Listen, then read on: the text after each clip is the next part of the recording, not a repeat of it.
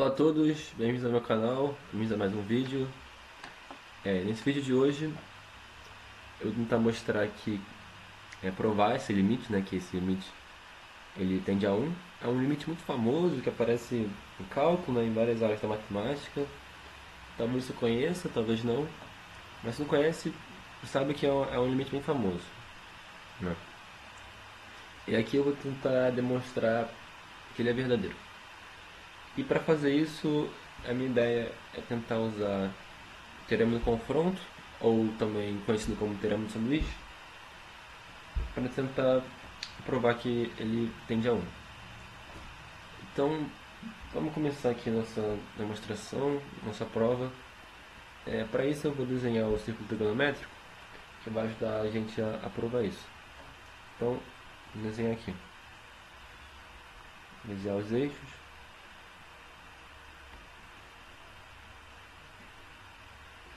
Aqui. Não ficou perfeito, mas acho que dá para passar a ideia. E aqui,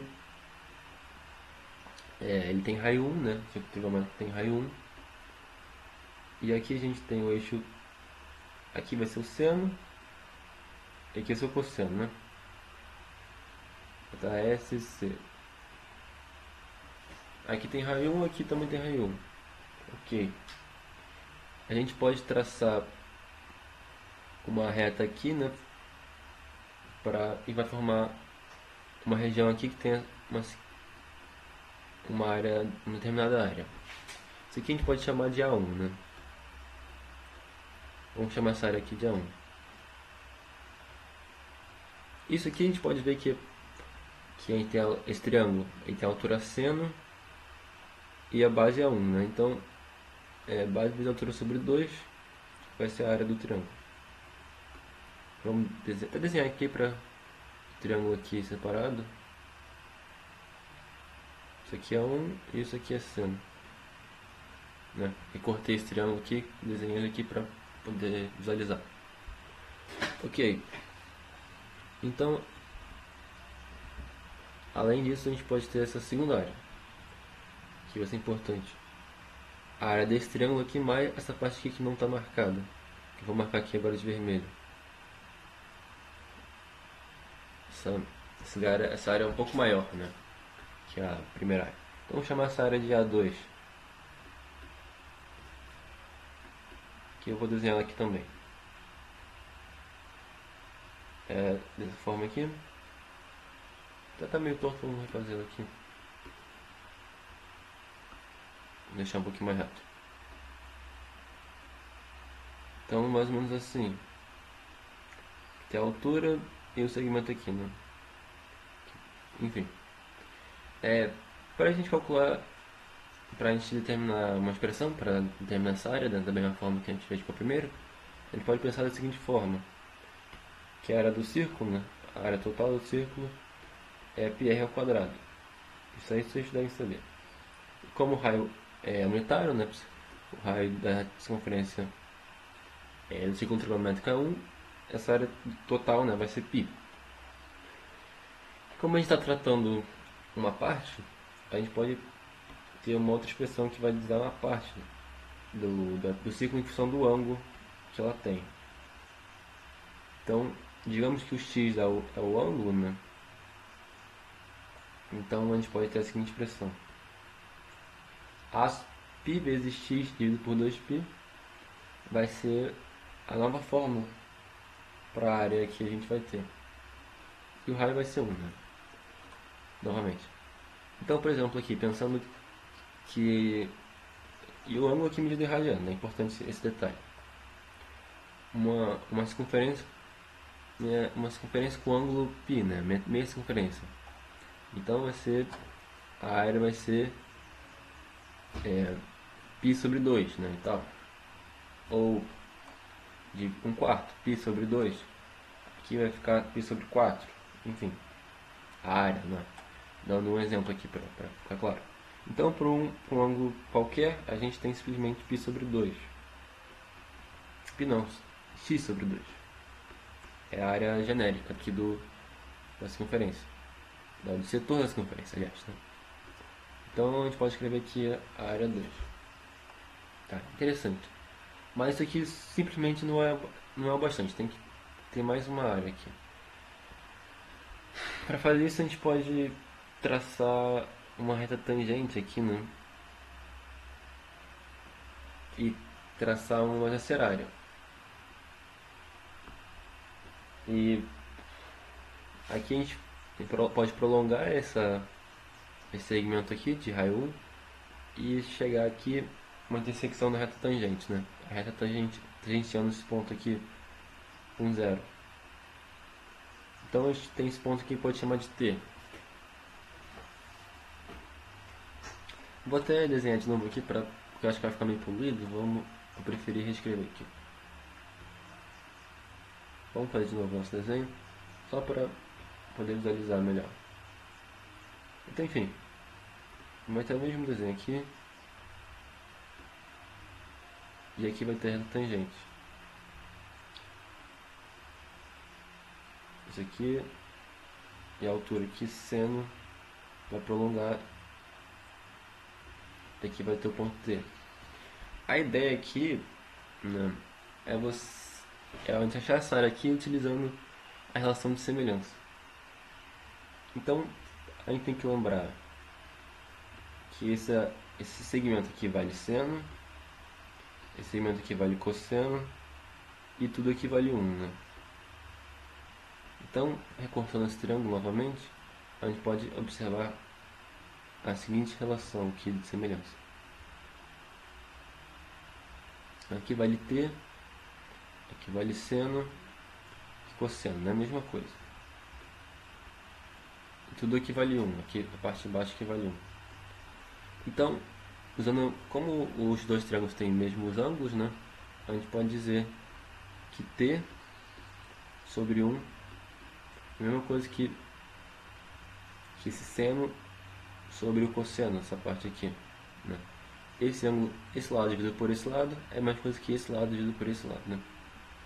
Então, seno de x sobre cosseno de x. Isso aqui vocês devem saber que é a tangente de x. Tá, olha que legal.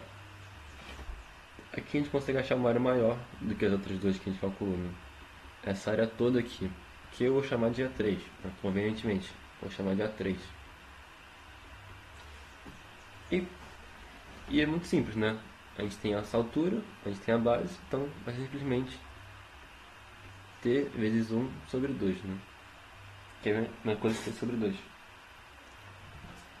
Então, como a gente sabe que T é seno sobre cosseno, a área 3 vai ser seno de x dividido por 2 cosseno de x.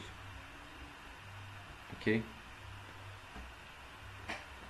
Então, reunindo essas três áreas, né, a gente tem a seguinte desigualdade. Você tem que reparar que a primeira área, né, ela é menor ou igual à segunda, que é menor ou igual à terceira, né? E a gente pode restringir aqui o x, né, de 0 a 2π, para isso ser válido. 2π não, π sobre 2. Isso aqui que eu escrevi é a mesma coisa aqui, né? Essa área menor aqui é menor que essa é menor que essa maior. Então, reescrevendo tudo, né, a gente tem que A1, né, que a gente viu que é sendo de x sobre 2, sendo de x sobre 2 é menor ou igual a x sobre 2, que é a área 2, que é menor ou igual a terceira área, né, que é seno de x sobre 2 cosseno de x.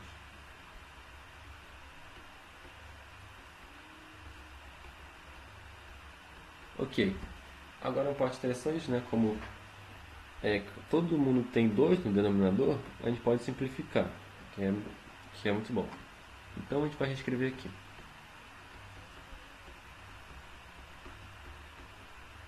é menor ou igual a x, seno de x sobre cosseno de x. Ok, agora vamos observar aqui essa desigualdade aqui do campo, né? A gente pode escrever aqui da seguinte forma: x vezes cosseno de x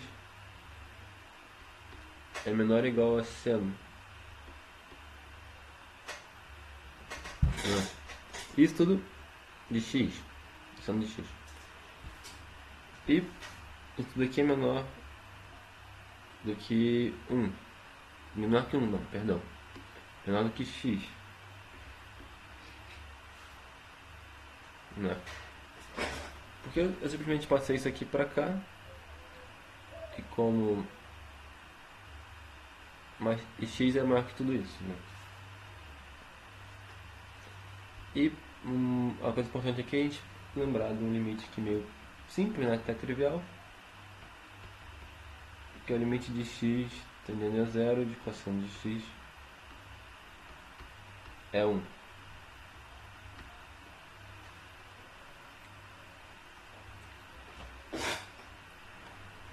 Aqui como o seno e o cosseno vão ser menores que 1, né? Vai fazer isso aqui ser menor que o x, né? Tipo, não tem como seno ou cosseno ser qualquer coisa maior do que 1, né? No valor dele. Isso vai fazer essa desigualdade valer, né? Eu acredito. Enfim. Então, como o cosseno de x vale 1, a gente tem a seguinte desigualdade. Quer dizer, antes disso a gente pode dividir todo mundo aqui, essa desigualdade, por x. E vai continuar valendo. Antes de a gente pensar no limite. Então, em vez de ficar cosseno de x, vai ficar cosseno de x, agora seno de x sobre x, que é exatamente o que a gente está querendo provar, né? E aqui vai ficar 1. Agora, aqui é um passo simples, né? Mas aqui é importante.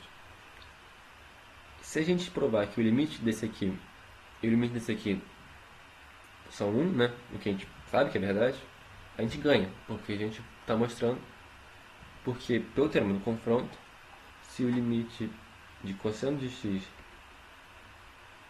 é igual ao limite da outra função aqui, né, que quase é 1, quando tende a 1, quando tende não a 1, quando tende a 0, é o mesmo, esse limite é o mesmo pro interior, né, para essa função do meio. E é exatamente isso que a gente tem. Esse limite coincidem e valem 1. Então, pelo teorema do confronto, a gente tem que esse limite, né, de seno de x sobre x, quando x tende a 0, é 1, justamente por esse teorema. Então, está provado esse teorema para esse intervalo aqui, no caso, de 0 a π sobre 2. E vale ressaltar, né, que quando a gente estiver se aproximando daqui, a gente está se aproximando aqui por valores positivos, né? Isso aqui a gente está se aproximando por valores positivos. Mas vale ressaltar que isso também vale para valores negativos, né? Isso aqui a gente meio que mostrou. É como se estivesse mostrando isso aqui, né? Se aproximando por valores maiores, né? Mas é a mesma coisa quando a gente se aproxima por valores menores. Só a gente tem que lembrar, pra ver isso, a gente tem que lembrar uma coisa aqui muito simples, né? A gente tem que lembrar que seno de x, ou melhor, o seno de menos x é igual a menos seno de x. Ou seja, uma função ímpar, né, se não me engano. Então, se a gente tiver com valores negativos, a gente vai ter isso aqui, né, no limite. Isso aqui, que como a gente pode reescrever assim, né? É isso aqui. E aqui a gente vai simplesmente cortar o sinal. E é a mesma coisa, né? Isso aqui a gente mostrou que essa função ela, com valores positivos, negativos, ela é simétrica, essa função é simétrica. Então, é, esse limite é igual em ambos os sentidos, né? Vou botar aqui. Tendendo por valores negativos, né? Então, tá aprovado. Tá, acho que tá direitinho aqui. Enfim, o vídeo foi esse. Obrigado por ter assistido tudo, por estar aqui. Se possível, comente quais outras ideias, né? Eu gostaria de ver. E, de novo, obrigado se você assistiu até aqui. Até a próxima e tchau. Valeu.